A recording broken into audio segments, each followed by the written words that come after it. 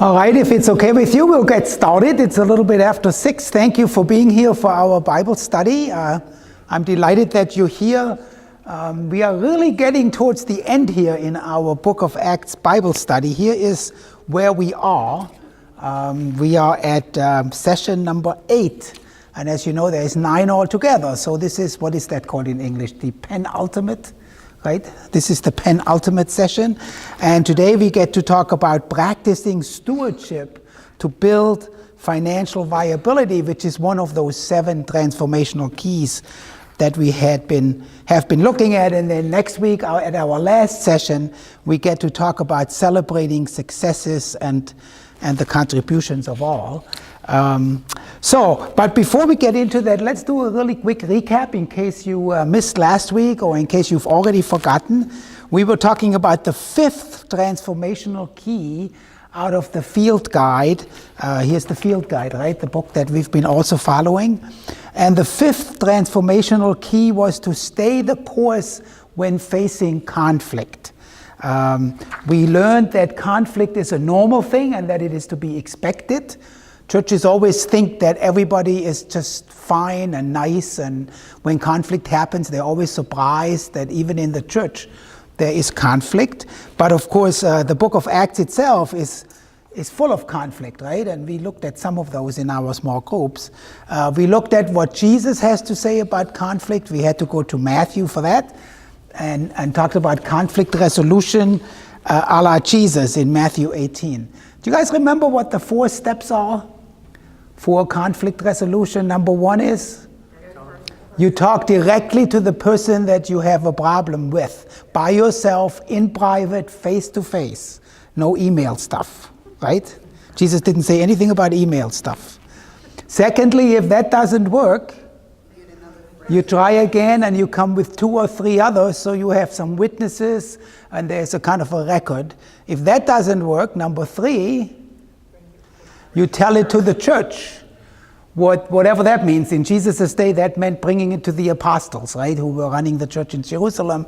In our days, it may mean to go to the church council or the mutual ministry committee, or even to use the disciplinary process that's in the Constitution, where we have some steps to deal with folks that are making trouble. And then if that doesn't work, what's the 4th step? You start over, go back to step 1, right? And give another chance for people to know about God's love and generosity and invite them into reconciliation. So that's what Jesus says. I've never seen, in all my years of doing organizational kind of stuff, I've never seen a better conflict resolution framework than what Jesus came up with 2,000 years ago. You know, people have written books about that. They just can't improve on it. And then we talked a little bit more generally about conflict, how important it is to tell the truth, right? And not to just be nice, and for the sake of being nice, pussyfooting around things, that never works. We talked about how important open communication is. You guys know something about that. During the Troubles a couple years ago, there wasn't good communication, and people were wondering what the heck was going on. No secrets. Never works to keep secrets and to not talk about stuff. Staying the course, not forgetting what the direction is and what this is all about, because sometimes the conflict just kind of consumes you and you totally forget what the church is really trying to do. And then no anonymous complaining. We talked a lot about that, about how destructive that is if we accept anonymity. And then we went into our small groups and we talked about conflict in the book of Acts. We had an example of a complaint about injustice, remember that? We had conflict around theological differences between Peter and James in Jerusalem on the one hand, and Paul and the church in Antioch on the other, and personal disagreements between Paul and Barnabas and how they stomped off in different directions. And in the end, the church still grew because they did that, right? God brought something good out, even out of that.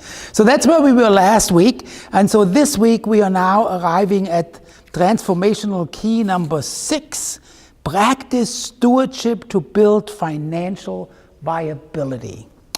Stewardship is one of my favorite topics. You know, in a previous life, I was an assistant to the bishop in the Metro DC and Delaware, Maryland Synod. And for 3 years, I was the guy who was in charge of stewardship as the director for evangelical mission. And so I did a fair number of hours of work with congregations and ministries talking about stewardship. And what impressed me always was how little our congregations were paying attention to stewardship. Stewardship always seemed to be one of those things that nobody really wanted to do. And when they kind of did it, they maybe didn't know what to do, and so they did it kind of half-heartedly and not with a whole lot of conviction, and so it didn't come off really well. And people had always a hard time talking about it because they always thought stewardship was about money. And of course, in our culture, you don't talk about money. That's a kind of a taboo, like sex, right? And taxes and death. There's things you just don't want to talk about because they make you feel uncomfortable. So here's what this book, The Field Guide for the Missional Congregation, has to say about stewardship. Stewardship is not optional, nor is it just one more thing disciples are responsible to engage in. Rather, stewardship stands at the very center of Christian identity. You hear this? At the very center of Christian identity, both for congregations as communities and for individual Christians as disciples of Jesus. It is this understanding that needs to serve as the foundation for helping congregations develop financial viability. So in some sense, it really isn't about money. It's about how we are disciples of Jesus. And we are teaching the 6 marks of discipleship during Lent, right? So like on Wednesday nights, we pick one each. And here we have talked about that too. And in fact, if you were here last week, you got a little card that has the 6 marks of discipleship on it. And I brought some extras if you weren't here, or if you would like extras. These are nifty little things to put in your pocket or in your purse or in your wallet, just as a reminder. And as you see on there, one of those marks of discipleship is to give, but not just to give money, but to give of yourself, to live beyond yourself, to be in relationship with your neighbors and to do things for the sake of the neighbor. That does include money, of course. It does include giving money to the church. It does include giving money to your favorite cause, like the Red Cross or your alma mater, your university, the food pantry in the neighborhood, whatever, to use the resources that God has given you, not just for yourself, but for the sake of others as well, because disciples of Jesus are always about the other, right? The relationship with the neighbor. So here are a few stewardship facts that I found as I was doing the research for tonight. I found this very interesting. The average charitable giving is $1,232 a year. Those are figures from 2005. I haven't found any more recent ones, but this is probably still very true, probably in that neighborhood, 1,232. But evangelical Christians on average give like 3 times that, 3,250. Why do you think that is? Because they don't let you join unless you give. Well, there is some truth in that. They have high expectations. They take this tithing business seriously. And they kind of teach that if you're not ready to do that, well, maybe then you shouldn't be joining. Although, I'd also have to say, $3,250 is probably not a tithe for evangelical Christians. If it were, everybody was going to be making in the mid-30s. And people make more than that. Or most people, or many people, or whatever. Active church members on average give about 5% of their income. I found that really high. You'll see in a minute why. And those who are not so engaged are at about 3%. But overall, and this is why I found this surprising, I wondered where that came from. It came out of the book, but they don't tell me where that comes from. The average giving for Lutherans, last I knew, was 2.3%. So, Lutherans are not good. They are kind of on the bottom of the totem pole. And Catholics, they're the only ones that are worse than Lutherans. They're at 1.8% of income. Now, Cary, last I checked, had a median income, family income of $119,000 a a year. That was in 2015. That's a lot of money. I mean, we live in a very affluent area. Now we're talking averages here. Of course, some people make a lot less and some people make a lot more. But if people were serious about giving, if they even just gave that 5% that supposedly engaged church members give, we'd be swimming in money.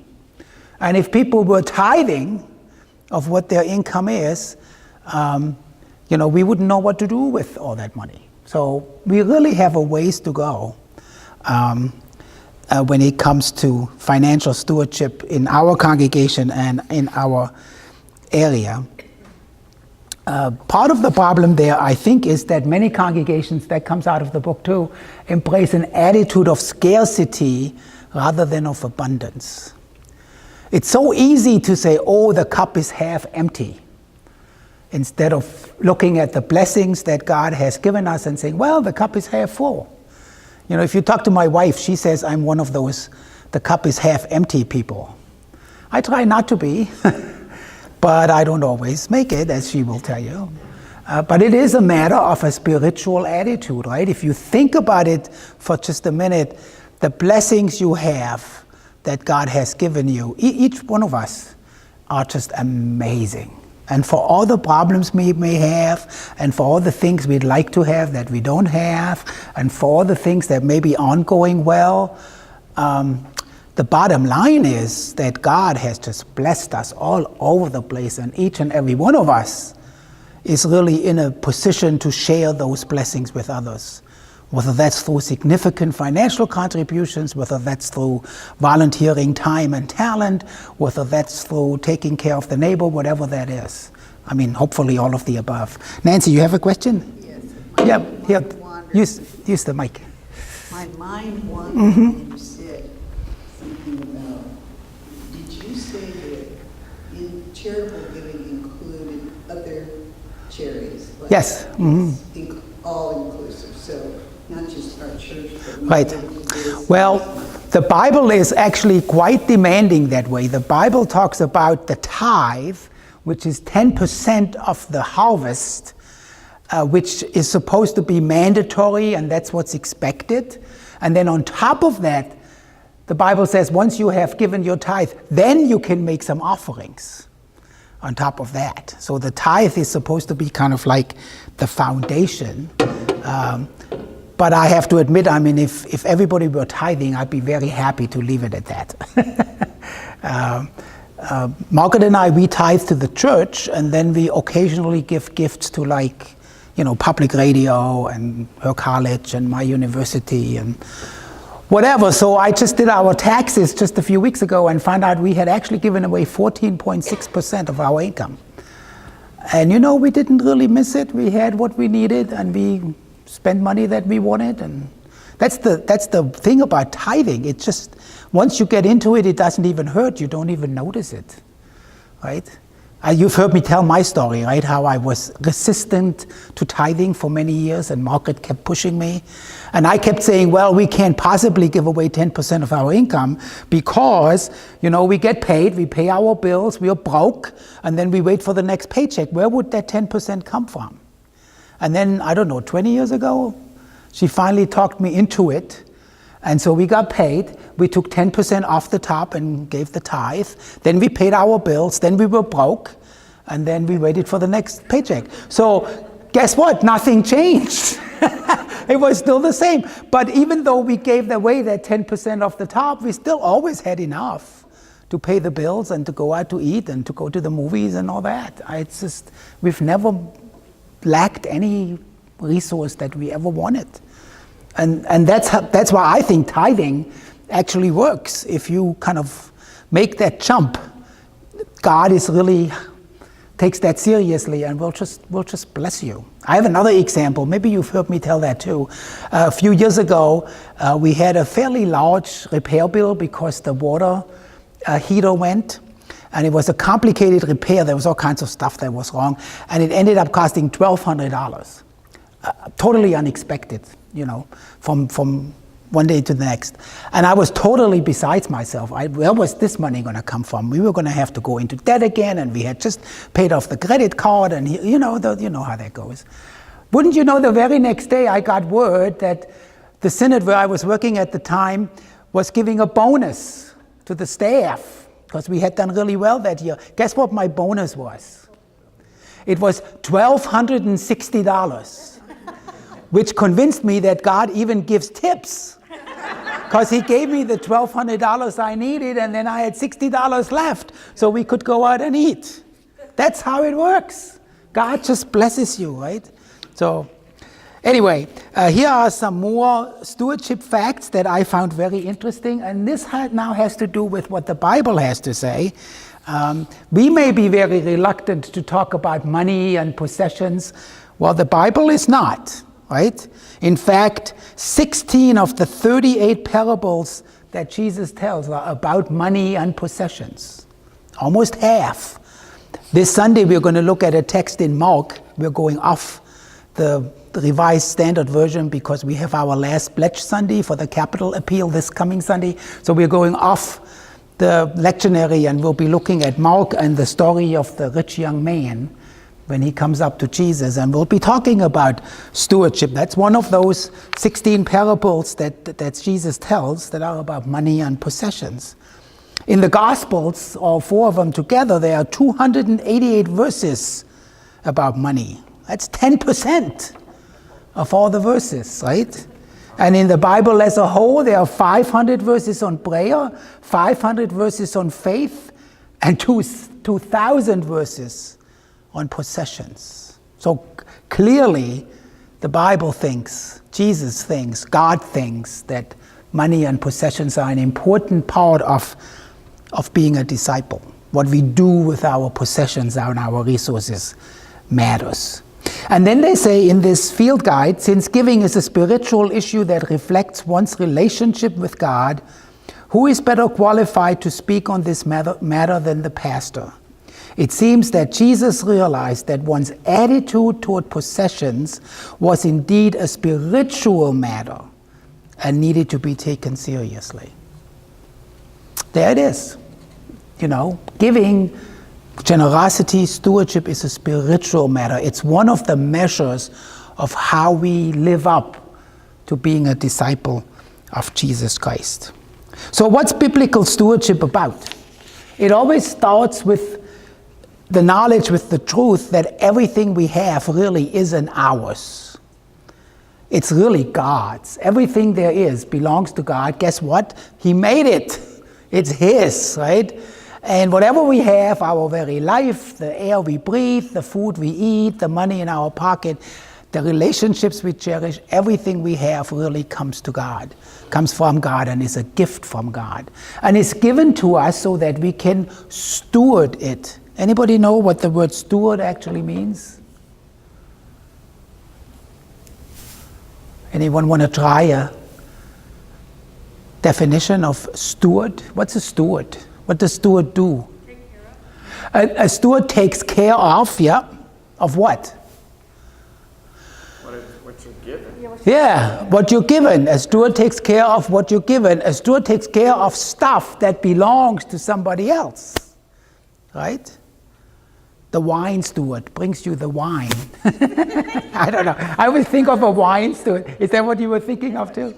Right. It's kind of a very old-fashioned word, but there is that idea that it's not ours in the first place. It's God, and we've been given it as blessings so we can take care of it on behalf of God. And of course, those parables that Jesus tells are often about accountability, and like the master coming back to talk to the servants about how they've taken care of the master's money and so on. We are stewards of God's gifts. Pastors and leaders need to be role models, right? I mean, we've talked before about how you cannot make disciples without being a disciple yourself. And so that certainly goes for our pastoral leadership and the folks on the church council and the people who chair our advisory boards and anybody who has any kind of leadership role in the church, which I think includes all of you. You know, they need to model that. Even if they can't give away 10% of their income, they need to at least try to go towards that, or at least give proportionately, right? That's the next point, regular and faithful giving off the top. So stewardship isn't something where you pay all your bill and you take care of your responsibility and then whatever's left, you give that. No, stewardship actually starts with taking it off the top. And if it can't be a tithe, that's the proportional giving. Make a plan. Well, this year I'm going to do 2%, and maybe next year I'll do 2.5%. The law says 10, but we do have the gospel too. And this is not one of those things where you give 10% and then God will love you more, or you give less than 10% and God will love you less. God's love isn't depending on this, because we don't do this to get God's love. We do this because we know that God has loved us first. And so out of thankfulness and gratitude, we strive to be disciples of Jesus and to give at least proportionately if we can't be tithing. But then there's also something called sacrificial giving, where we're actually taking a kind of a step that maybe hurts a little bit. Maybe that doesn't even make sense financially, and our accountants would say, "Are you crazy? Why are you doing that?" But sometimes that's a helpful discipleship thing, because it's giving as a matter of trust in God. Think about the tithe in the Bible, in the Old Testament, when people have to give up 10% of their harvest. That 10% includes the seed for next year's planting.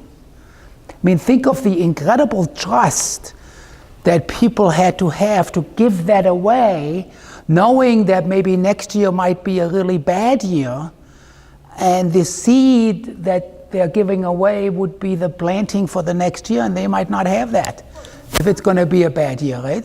It was beyond that, because one of the things that the Jews did is that Yeah, start out again.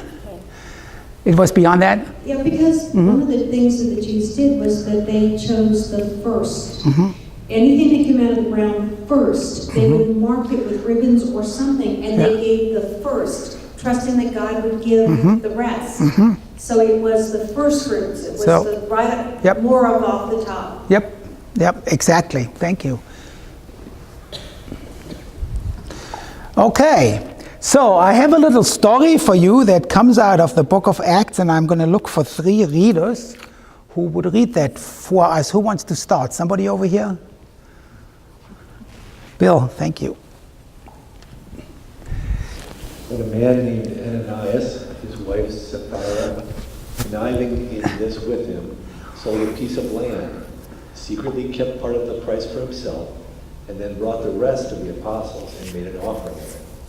Peter said, "Ananias, how did Satan get you to lie to the Holy Spirit and secretly keep back part of the price of the field? Before you sold it, it was all yours, and after you sold it, the money was yours to do with as you wished. So what got into you to pull a trick like this? You didn't lie to men, but to God." Okay, somebody want to pick up? Ananias, when he heard those words, fell down dead. That put the fear of God into everyone who heard of it. The younger men went right to work and wrapped him up, then carried him out and buried him. Not more than 3 hours later, his wife, knowing nothing of what had happened, came in. Peter said, "Tell me, were you given this price for your field?" "Yes," she said, "that price." Peter responded, "What's going on here that you connive to conspire against the Spirit of the Master? The men who buried your husband are at the door, and you're next." No sooner were the words out of his mouth than she also fell down dead. When the young men returned, they found her body. They carried her out and buried her beside her husband. By this time, the whole church, and in fact everyone who heard of these things, had a healthy respect for God. They knew God was not to be trifled with. Well, how is that for stewardship, right? Shall we? Is that the sermon on Sunday? Well, but that's the sermon on Sunday, right? When you sell a house and you don't give your tithe fully, you're going to come and talk to me and I'm going to strike you dead. Well, that's the law for you, right? This is all law. It's actually kind of a funny story, and I'm not sure why that is in there, except for maybe putting the fear of God into people, Remember in the early church, everybody gave up their personal possessions. We read that in, was it the second chapter of Acts, right? And they were sharing everything that everybody had and making sure everybody was taken care of. So when you sold a field like that, the proceeds were supposed to go to the church to then be distributed. And of course, Ananias and his wife, they were trying to cheat. And they were trying to keep some of that back for themselves. And I think that's the real sin. It's not really the money as such. It's the fact that they were, betraying the community. That they were so worried about their individual needs that they didn't trust the community to take care of them. And so they were trying to hold something back. And of course, Peter finds out about it, and they end up falling down dead. So offerings apparently really went up after that in the early church. So maybe this isn't such a bad idea. But of course, it's all law, right? And we know, especially as Lutherans, that there is the law and then there is the gospel. So we want to talk about really Paul's understanding of stewardship. And that is wrapped up in this collection for the poor that is described in the book of Acts that Paul makes. You see, we've talked about before how Paul and Barnabas go to Jerusalem. This probably happened in the year 46. And this is when we had that theological disagreement, remember that from last week, where the church in Antioch and the Gentile churches were teaching something different, and the church in Jerusalem was assuming that you had to be Jewish in order to be Christian. And so the question of circumcision was being debated, and so Paul goes to Jerusalem to have this council, to have this debate with Peter and James, who are leading the Jerusalem church, and they make an agreement. And Paul is commissioned as the apostle to the Gentile. They write a letter, we read about that last week, and deliver that letter to Antioch and say, yep, you're right, you don't have to be circumcised. We don't want to put any undue burdens on you, so just make sure you don't eat anything that has blood in it, and don't fornicate, and there was a couple other things. But other than that, you can be Christians without being Jewish first. And as Paul leaves, James says to him, and this is in Galatians actually, James says to him, remember the poor. Remember the poor, because they knew that there was a famine coming. And then Paul takes that very seriously and begins to collect money in all of his churches as he travels around to be delivered to the church in Jerusalem. So we're going to read Acts 11, 27 to 30, where we find out about the purpose of this collection and the reason why Paul is so determined to make that. Anybody want to read on this side? Okay. Thank you, Coleman. It was about this same time that some prophets came to Antioch from Jerusalem. One of them named Agabus stood up one day and, prompted by the Spirit, warned that a severe famine was about to devastate the country. The famine eventually came during the rule of Claudius. So the disciples decided that each of them would send whatever they could to their fellow Christians in Judea to help out. They sent Barnabas and Saul to deliver the collection to the leaders in Jerusalem. All right. Who is this Saul guy? Well, that's Paul, right? This is early on. He hasn't changed his name yet. And so they are going to deliver this collection. Now, we have to kind of leave the book of Acts a little bit. We don't read a whole lot more about this collection other than here in the book of Acts. There's one other reference later on, and then we find out that Paul is going to deliver this money, and we are not clear. This is in the 26th or 27th chapter. Towards the end of the book, we are not clear if that is this collection, or maybe it may even be a second collection that he may have taken up. And other than that, there isn't a whole lot in the book of Acts. But if we want to know about Paul's understanding of stewardship, there's lots of that in his letters. So tonight, I'm going to invite us to look at 4 different texts.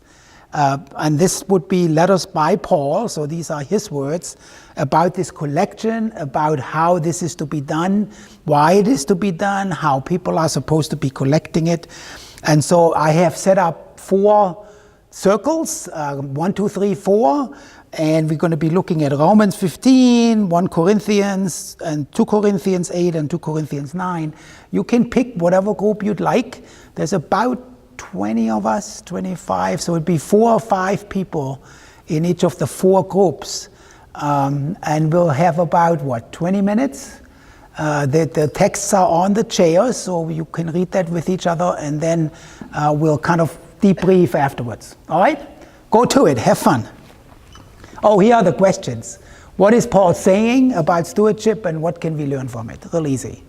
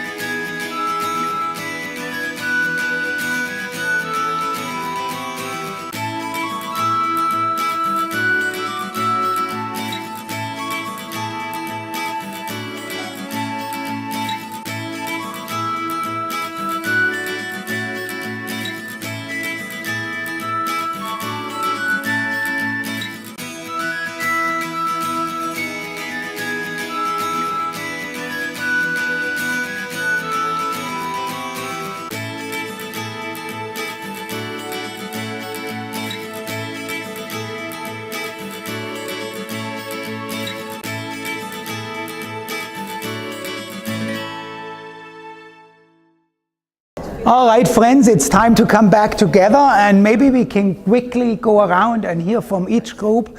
Tell us a little bit what it was you were reading and what you learned from it. Go, Nancy, go.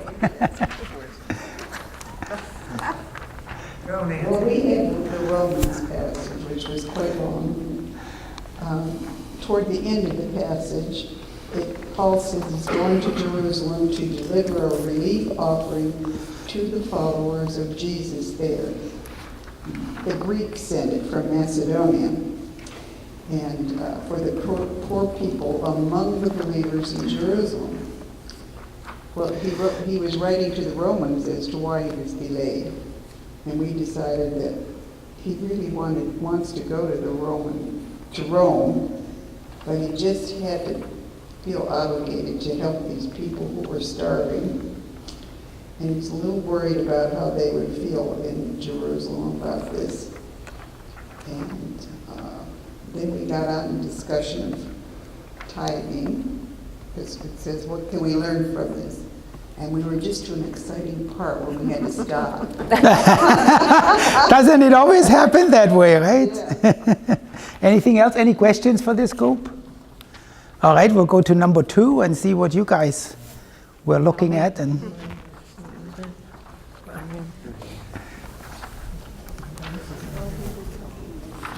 ours was 1 Corinthians 16, where there was a collection that was being taken in Galatia. And Paul at the time was in Ephesus and informed them that every Sunday they should take an offering and put it in safekeeping, and that they were to be as generous as they could.